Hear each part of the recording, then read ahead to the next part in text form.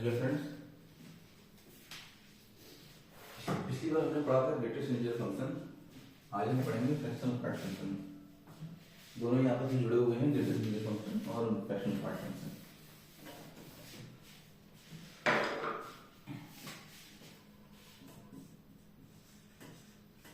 Fractional part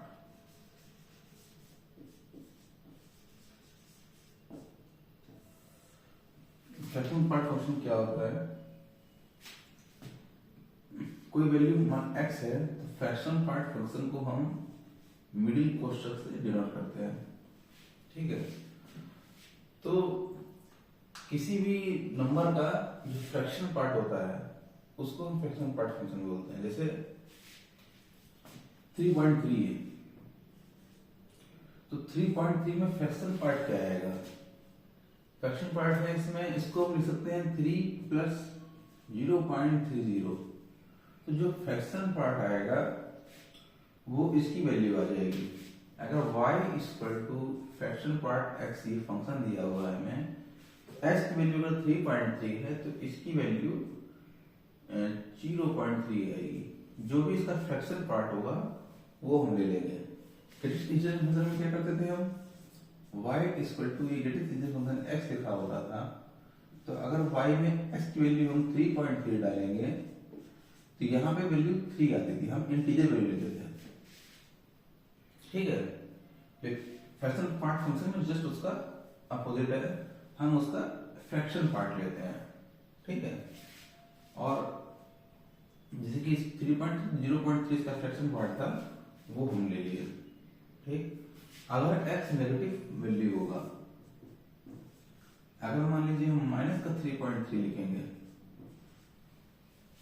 ठीक है, तो इस केस फ्रैक्शन पार्ट 0.3 नहीं आएगा। इसको हम इस तरह से लिखेंगे, -3.3 को हम लिखेंगे -4 प्लस 0.7, और इसका फ्रैक्शन पार्ट वैल्यू 0.7 आएगी। ऐसा क्यों किया हमने? इसको हमने -3 प्लस 0.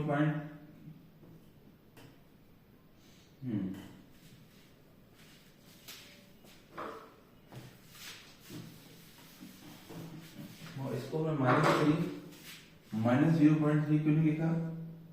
तो वैल्यू 0.3 आती है फ्रैक्शन पार्ट की। ऐसा नहीं लिखेंगे क्योंकि फ्रैक्शन पार्ट फंक्शन हमेशा पॉजिटिव आता है, ये हमने डेफिनेशन में ही मान रखा है। तो फ्रैक्शन पार्ट फंक्शन क्या आएगा? हमेशा ही नेगेटिव आएगा, पॉजिटिव आएगा। तो थोड़ा करके देखेंगे। अगर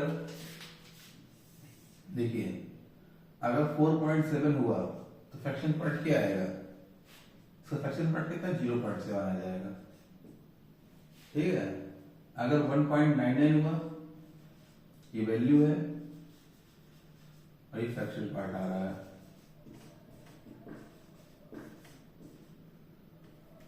फ्रैक्शन पार्ट अगर 1.99 तो 0.99 इसका फ्रैक्शन पार्ट आ जाएगा, जो कि उसके पॉइंट में है। 2.01 हुआ तो 0.0 बनाया जाएगा।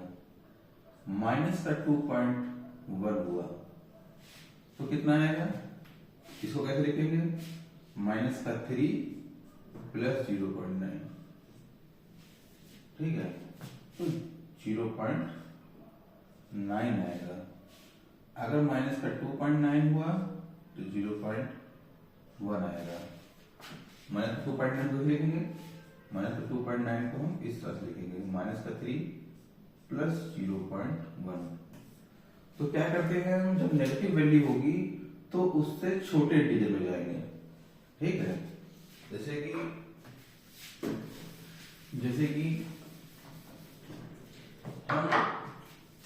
2.01 का ले रहे हैं, अगर फ्रैक्शन पार्ट फंक्शन में फ्रैक्शन पार्ट ले रहे हैं तो 2.0 से छोटा इंटीजर क्या है? 2 है, तो 2 प्लस 0.01 लिख रहे हैं। ठीक है, और माइनस का अगर 2.1 है, ठीक है, और इसका फ्रैक्शन पार्ट लिखेंगे तो 2.1 से छोटा इंटीजर क्या है? 2.1 छोटा इंटीजर एक्चुअली -3 ही है, क्योंकि -2 तो 2.1 से बड़ा रहेगा ना। तो -3 प्लस 0.9 आएगा। तो हम छोटा इंटीजर लिखेंगे और फिर जो बचा हुआ फ्रैक्शन पार्ट है उसको लिखेंगे, तो हमें फ्रैक्शन पार्ट मिल जाएगा। तो 2.1 का हमें 0.9 मिल जाएगा। समझ में आया सबको? ठीक है, तो फ्रैक्शन पार्ट समझ में आया आपको? फ्रैक्शन पार्ट जो है किसी वैल्यू का जो डेसिमल के बाद का पार्ट है वो हमको लिखना है, लेकिन वो पॉजिटिव लिखना है। तो छोटे इंटीजर को अलग कर देना है उससे। छोटा इंटीजर मतलब ग्रेटेस्ट इंटीजर उसका हटा देना है। ग्रेटेस्ट इंटीजर क्या है? सबसे बड़ा होता है। अब देखो हमने y को फ्रैक्शन पार्ट में क्या किया, अगर 2.1 का ले रहे थे हम तो इसमें 2 को छोड़ा और 0.1 इस तरह लिखा और ये वैल्यू आ गई। ठीक है, और y इक्वल टू x, इसमें जब -2.1 लिखा तो यहां पे -3 को छोड़ा और प्लस 0.9 वैल्यू आ गई, है ना? तो देखो इन दोनों केस में जब 2.1 था तो क्या था, 2.1 का ग्रेटेस्ट इंटीजर फंक्शन था।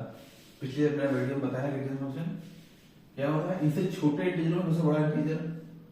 तो 2.1 क्या था, ग्रेटेस्ट इंटीजर फंक्शन था। और -3 क्या था, -2.1 क्या है, वो भी इसका ग्रेटेस्ट फंक्शन है, उससे छोटा इंटीजर।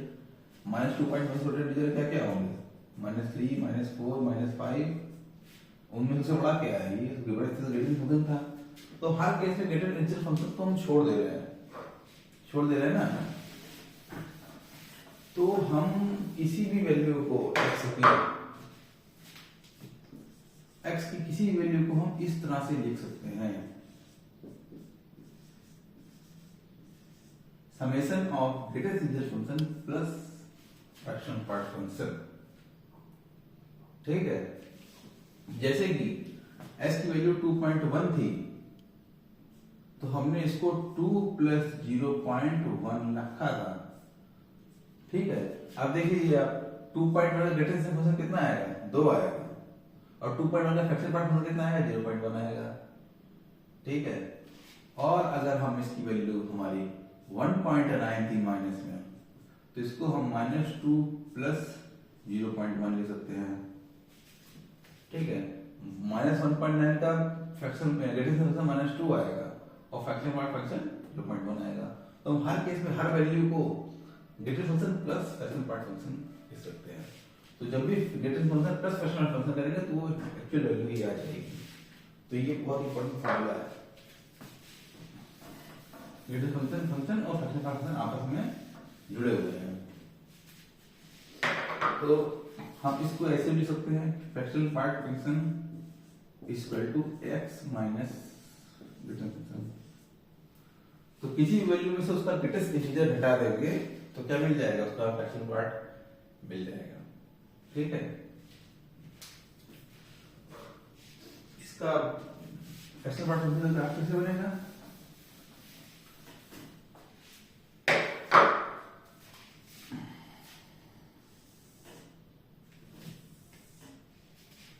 देखिए फ्रैक्शन पार्ट फंक्शन अगर ऐसे लिखा हुआ है y equal to fraction part of x। ठीक है, ग्रेटेस्ट इंटीजर फंक्शन जो आप हमने पिछली बार देखा था, इसमें देखिए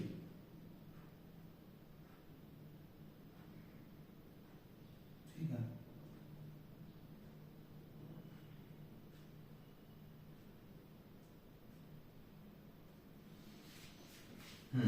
तो जब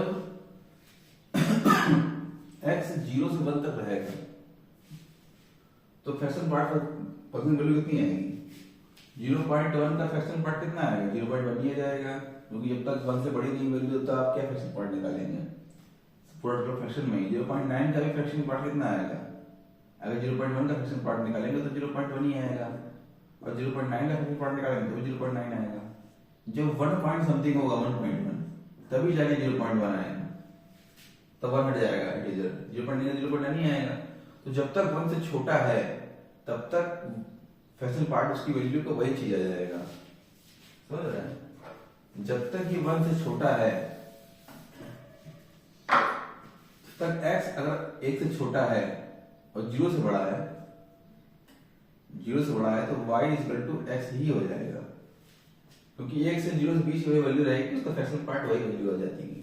ठीक है, तो y इक्वल टू x का ग्राफ कैसा बनता है, सीधे ऐसे बनता है। ठीक है, लेकिन ये केवल 1 तक ही बनेगा। ठीक है, क्योंकि 1 के आगे की वैल्यू चेंज होगी, तो 0 से 1 के लिए y इक्वल टू x रहेगा। समझ में आ रहा? अब अगर 1 से बड़ा हुआ या 1 हुआ, अगर y x इक्वल टू 1 हो जाएगा तो y equal to fractional part of 1 कितना होगा, 0, क्योंकि 1 का फ्रैक्शनल पार्ट कितना, 1.0, 0 हो जाएगा, तो ये 0 होगा। किसी भी इंटीजर का फ्रैक्शनल पार्ट क्या होगा, 0 होगा। 2 का भी फ्रैक्शनल पार्ट 0 होगा, -1 का भी फ्रैक्शनल पार्ट 0 होगा। ठीक है, तो 1 पे 0 आ रहा है, तो 1 पे वैल्यू क्या आएगी, 0 आएगी, ये आएगी, 0 पे 0 आएगी, और 1 पे, तो 1 पे यहाँ पे हम क्या कर देंगे, इस तरह से लगा देंगे, जैसे हमने गेटिंग फंक्शन लगाया था दिखाने के लिए कि यहाँ पे हमने वो कर रखा है, ब्लैंक कर रखा है, मतलब यहाँ पे कोई वैल्यू नहीं आ रही, 1 वैल्यू अच्छी वैल्यू ये आ रही है, 0 आ रही है, 1 वैल्यू 1 नहीं आ रही। 1 के पहले तक ठीक था वो, 0 से 1 के बीच के लिए, लेकिन 1 के लिए ठीक नहीं है। अब अगर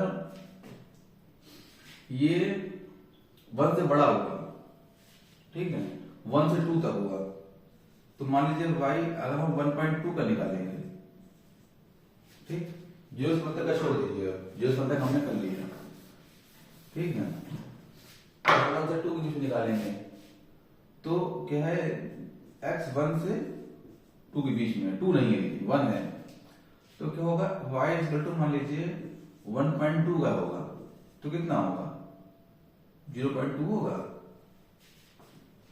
है ना। अगर 1.9 हुआ, 0.9, तो इसका फ्रैक्शन पार्ट हम हटा दे रहे, देखा जाए तो ये देखा जाए इस तरह से आ रहा है, ये आ रहा है कि x -1 हो रहा है हर चीज में, जब 1 से 2 बीच में है, तो 1.2 में देखिए 0.2 आया तो हमने 1 घटा दिया, 1.9 है तो हमने 0.9 आया है तो हमने 1 घटा दिया।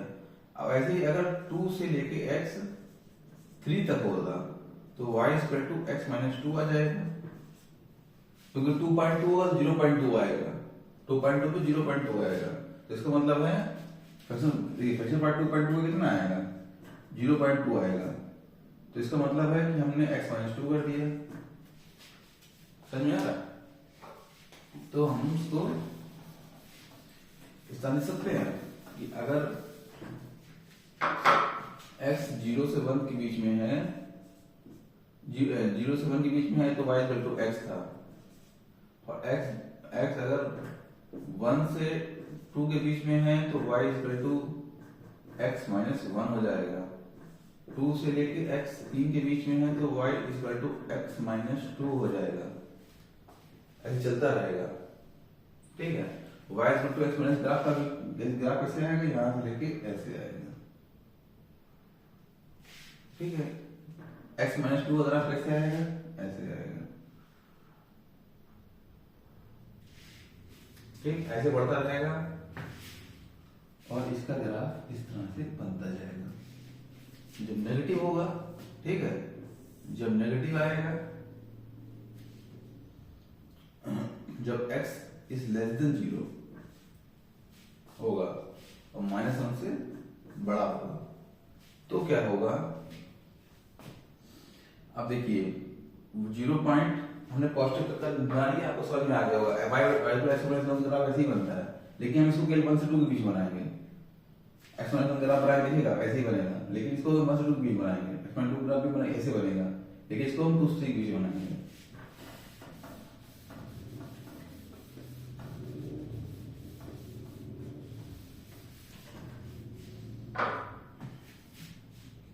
ऐसे ही -1 से 0 के बीच में होगा, जब देखिए -1 से बीच में 0.9, -0.9 की वैल्यू कितनी आएगी, गेट फंक्शन 0.1 आएगी, और माइनस का 1 का गेट फंक्शन कितना आएगा, 0 आ जाएगा, -1 का 0 आ जाएगा, आ रहा है, और 0.9 का 0.1 आएगा, ऐसे ही माइनस का 0.1 का कितना आएगा, 0.9 आएगा। ठीक है, तो क्या कर रहे हैं हम, इसमें एक जोड़ दे रहे हैं। देखिए यहाँ पे हो जा रहा है y equal to x plus 1 हो जा रहा है। ठीक है, 0.9 तो 1 आ रहा था, एक जोड़ दीजिए माइनस, तो x प्लस 1 हो जा रहा है। तो कुल मिलाकर कर क्या रहे हैं हम, जैसे हमने बताया था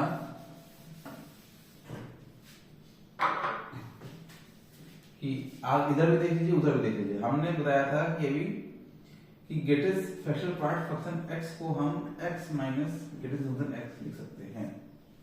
ठीक है, तो जब x 0 से 1 के बीच में था,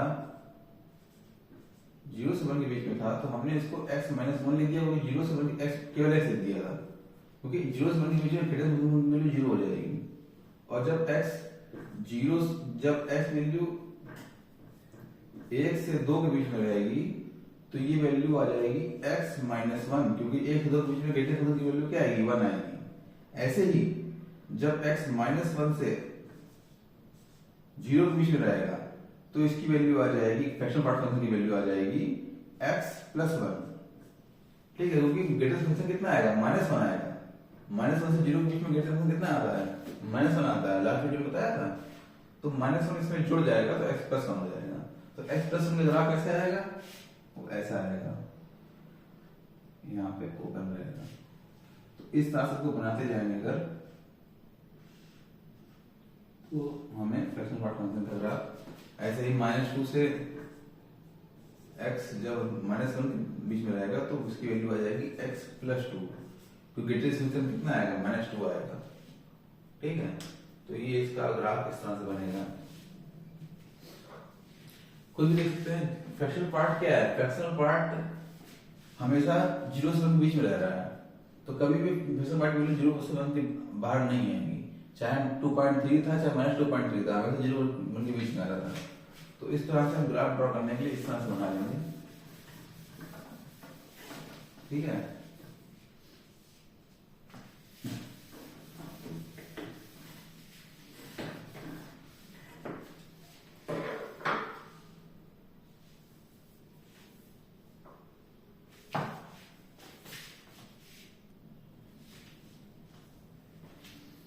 ठीक है,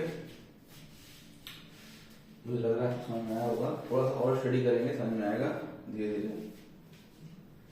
एक क्वेश्चन इसका करना है, y equal to sine inverse x minus greatest integer function of x। इसका हमें डोमेन और रेंज निकालनी है। ठीक है, तो देखो x minus fractional part of x, greatest function of x, ये क्या है, ये फ्रैक्शनल पार्ट ऑफ x ही है। मैंने बताया था fractional part of x equal to x minus greatest function of x। किसी की वैल्यू पे से उसका ग्रेटेस्ट फंक्शन हटा देंगे तो फ्रैक्शनल पार्ट निकल के आता है। ठीक है, 2.3 में से अगर 2 निकाल देंगे तो 0.3 आएगा, वही उसका फ्रैक्शनल पार्ट है। तो यहाँ इसको हम लिख देते हैं sine inverse fractional part of x। ठीक, अब देखो डोमेन निकालनी है, तो फ्रैक्शनल पार्ट ऑफ x जैसे हमने पढ़ा हमने, तो उसमें फ्रैक्शनल पार्ट ऑफ x की डोमेन क्या है, सब कुछ, ऑल द नंबर्स हैं फ्रैक्शनल पार्ट ऑफ x की डोमेन। हर वैल्यू के लिए फ्रैक्शनल पार्ट फंक्शन वैलिड है। अगर फ्रैक्शनल पार्ट ऑफ x लेंगे केवल, तो उसकी डोमेन क्या है, ऑल रियल नंबर्स, -∞ से +∞ तक कुछ भी रख सकते हैं आप। ठीक है, और इसकी रेंज क्या है, इसकी रेंज आएगी 0 से 1। 0 आएगा लेकिन 1, 0 आएगा लेकिन 1 कभी भी नहीं आएगा, क्योंकि हम फ्रैक्शनल पार्ट ले रहे हैं। फ्रैक्शनल पार्ट में 0 से 1 के बीच में ही आता है। 2.3 में 0.3 लेंगे और -2.3 में 0.7 लेंगे, कभी भी इंटीजर वैल्यू नहीं आएगी। ग्राफ में भी देखा होगा, इसको केवल 0 से 1 तक ही जरूरत है ना, तो रेंज इसकी 0 से 1 तक ही आती है। तो डोमेन तो ऑल रियल नंबर है, तो अगर पूरी डोमेन इसकी रखेंगे आर, तो जीरो फ्रैक्शनल पार्ट फंक्शन की वैल्यू कितनी आएगी? 0 से 1 तक आएगी, ठीक है। और साइन इनवर्स एफ की डोमेन कितनी होती है? साइन इनवर्स की डोमेन, साइन इनवर्स की एफ की डोमेन होती है -1 से 1 तक। इनवर्स फंक्शन हमने पढ़ाया था, इनवर्स ट्रिग्नोमेट्रिक फंक्शन, पिछली वीडियोस में देखिए, वरना समझ में नहीं आएगा फिर। साइन इनवर्स इसकी डोमेन होती है -1 से 1 तक। तो जब ये वैल्यू फ्रैक्शनल पार्ट की वैल्यू 0 से 1 तक ही आनी है, तो कोई दिक्कत नहीं है, इसकी डोमेन में आ रहा है। अगर डोमेन से बाहर आ रहा होगा, 0 से 2 तक आ रहा होगा फ्रैक्शनल पार्ट की वैल्यू, तो हम देखते कि यार -1 से 1 की है, तो 1 से 2 ले सकते, तब हम इसकी डोमेन में कुछ काट छाट करते। लेकिन अभी क्या है, इसकी रेंज तो 0 से 1 तक आ रही है, इसकी रेंज ही तो जो साइन इनवर्स इसकी डोमेन बनेगी, जो भी फ्रैक्शनल पार्ट की वैल्यू आएगी, रेंज आएगी, वही इसकी डोमेन बनेगी। तो डोमेन के लिए कोई दिक्कत नहीं है। तो ऑल रियल नंबर्स इसकी डोमेन में क्या हो जाएगी? ऑल रियल नंबर्स, क्योंकि इसकी ऑल रियल नंबर रखेंगे, इसकी रेंज आएगी 0 से 1, और 0 से 1 के लिए साइन इनवर्स वैलिड है, तो इसकी डोमेन हो जाएगी ऑल रियल नंबर्स। रेंज की क्या करेंगे? इसके रेंज के लिए, रेंज के लिए क्या करेंगे कि -1 से 1 के बीच में इसकी रेंज आती है -π/2 से π/2 तक, ठीक है। लेकिन ये केवल 0 से 1 तक जा रहा है इसकी रेंज, तो 0 से 1 के बीच में 0 की वैल्यू कितनी आएगी? 0 वैल्यू आ जाएगी 0 साइन इनवर्स की, 0, और 1 वैल्यू कितनी आएगी? π/2। और π/2 आएगा नहीं, क्योंकि 1 अभी अचीव नहीं हो रहा है, इसलिए यहाँ पे क्लोज ओपन इंटरवल बनेगा, ठीक है। तो -1 के 1 के बीच में साइन इनवर्स की वैल्यू -π/2 आती है, तो 0 से 1 कितनी आएगी? 0 से 1 के बीच में केवल आएगी 0 से लेके π/2 तक। साइन इनवर्स का ग्राफ पता है आपको? इसका ग्राफ बनता है इस तरीके से, ठीक है। तो -1 होता है ये, -1 ये होता है, +1 ये होता है -π/2, ये होता है π/2। -1 से 1 के बीच में -π/2 जाता है, तो 0 से लेके 1 के बीच में कहां तक जाएगा? 0 से 1 के बीच में 0 से π/2 जाएगा, ठीक है। तो इसके लिए जाएंगे। अच्छा क्वेश्चन था।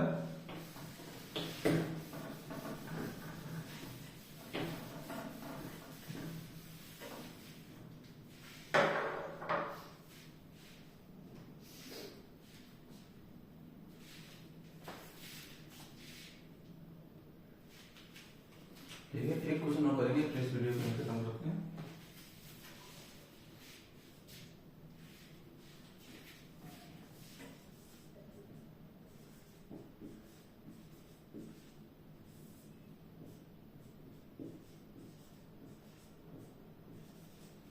इसकी हमें रेंज निकालनी है, ठीक। तो इसको इस तरह से लिख सकते हैं, x माइनस x को फ्रैक्शनल पार्ट x से लिख देंगे, और ये 1 प्लस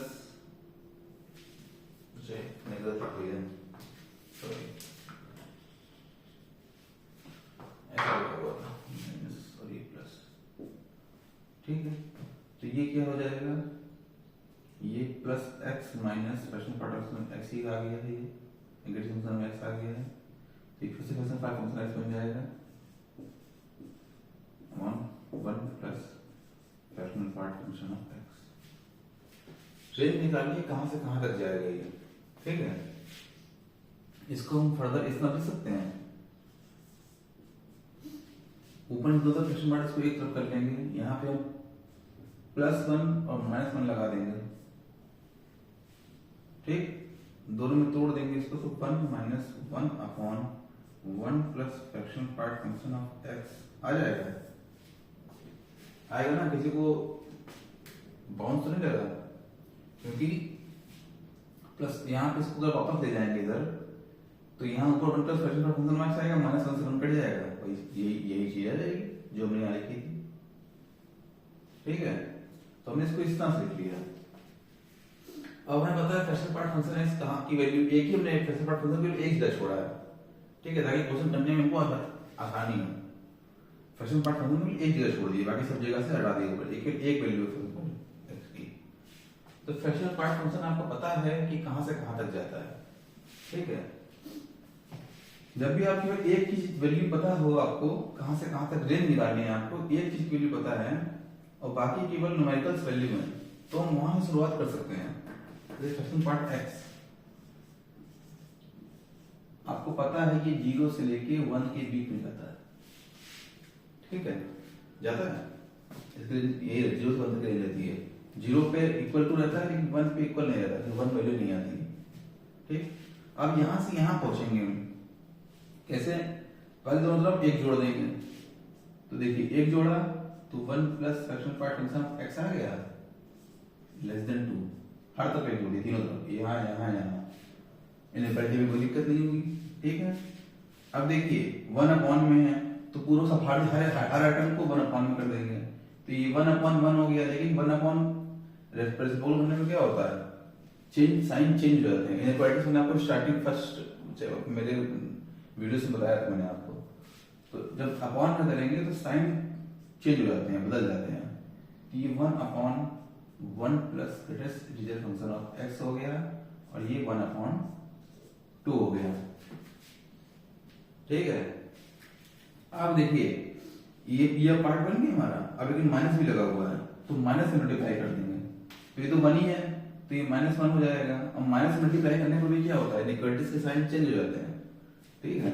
तो ये लेस देन इक्वल टू हो जाएगा माइनस का 1 upon 1 plus fractional part function of x less than minus का 1/2, समझ में आया, ठीक। अब ये पूरा पार्ट बन गया, अब इसमें एक और जोड़ना पड़ेगा, मतलब आपको तो एक जोड़ दो तो यही बन जाएगा, एक और जोड़ दें, एक जोड़ेंगे तो ये 0 हो जाएगा, 0, एक जोड़ने पे साइन चेंज नहीं होगा, हम जोड़ने के बारे में साइन चेंज नहीं होता है, ठीक है। रेसिप्रोकल लेने पे या माइनस से मल्टीप्लाई करने पे साइन चेंज होता है। 1 जोड़ेंगे तो 1 minus 1 upon 1 plus fractional part function of x, ठीक है, ये 0 हो गया, और लेस देन 1 जोड़ेंगे तो ये माइनस आपसे प्लस हाफ हो जाएगा। तो इसकी वैल्यू कहां से कहां तक आ रही है, 0 पे ओपन क्लोज आ रहा है और हाफ पे ओपन आ रहा है, तो यही इसकी रेंज हो गई, ठीक है। हमने सबसे पहले क्या किया, देखा कि ये भी फ्रैक्शनल पार्ट है, ये भी फ्रैक्शनल पार्ट है, तो हमने इसको इस तरह से लिख दिया, ठीक है। दोनों फ्रैक्शनल पार्ट दिख रहे थे हमको यहाँ पे, तो हमने इसको fractional part of x plus 1 plus fractional part of x लिख दिया। अब हम दो जगह फ्रैक्शनल पार्ट x देख रहा है, तो शुरुआत कहां से पहले दिक्कत हो रही थी, तो हमने क्या किया, इसको इस तरह से लिख दिया, जिससे क्या होगा कि फ्रैक्शनल पार्ट x एक ही जगह पे आया, ठीक है। अब फ्रैक्शनल पार्ट x की हमें रेंज पता है कि 0 से 1 के बीच में रहता है, तो वहां से सॉल्व करते हुए हमने ये टर्म बना लिया, ये टर्म निकल के आ गया कि 0 से हाफ के बीच में रहेगा, समझ में आया। अब इसमें देखो, जो स्टार्टिंग से कर रहे हैं क्वेश्चनों को वो इस तरह से ही करें, ठीक है, समझने के लिए।